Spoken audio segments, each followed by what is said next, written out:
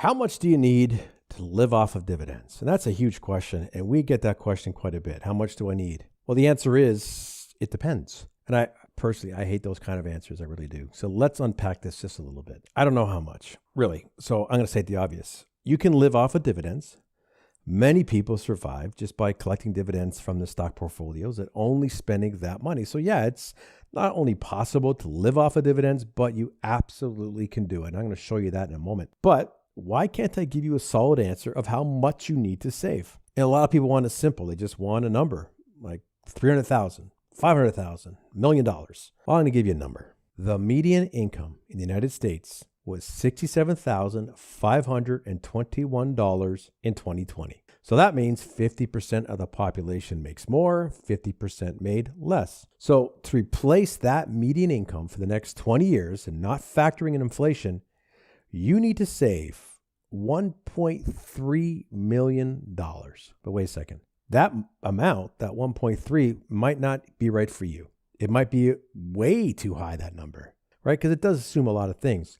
So how much do you really need? Here are some things that you need to consider. What are your expenses? Have you paid off your mortgage? Do you plan to travel a lot in retirement? Are you expecting out of the ordinary medical expenses as you get older? So those are simple questions, and these are questions that you need to ask yourself about your expenses. Because the more you know what your expenses are going to look like, the better able you are to calculate your needed nest egg. So that's obvious, right? The less you spend, the smaller your nest egg can be.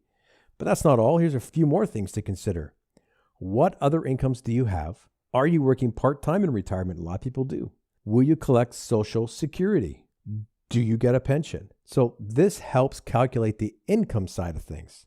Now, obviously, if you have stable income from other sources, it means you don't need to save much. But that's not it either. There's a lot more to consider. Do you have other types of debt to pay off? Are you leaving money to the kids or the grandkids? Are you supporting some kid in college? Are your parents financially stable? Are you supporting any charities who you want to give money to? Do you need to keep the principal or can you pay it down? These are big questions. They're going to impact your savings levels and the amount of money you're going to need in your nest egg. So are you planning on spending the last penny you have as you're sliding into your grave? Well, then your nest egg is going to look different from someone who hopes to pass along some money to their kids. Again, everyone is different. The amount of money you need to save for retirement is different. But the questions that you need to be asking are the exact same. So I don't know if you know this, but we put together a special report. It's called What's Your Number? How much do you really need to retire?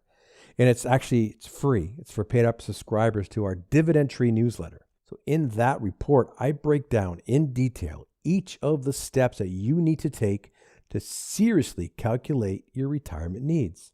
It's a workbook style report. It's going to walk you step by step through everything that you're going to need to think about in retirement. We cover costs, how you're going to reduce them, income, how to increase it, how to calculate Social Security, the value of pensions. Plus, we factor in the bigger questions like how much you want to leave to your kids, if anything at all. Some people don't. So if you really want to know how much you need to retire, that workbook does it all for you. Pretty simple. And you can actually get that for free when you subscribe to our Dividend Tree newsletter. So how much money do you need to retire? You can answer that question pretty simple. The link is above and it's below in the description. We'll talk to you soon.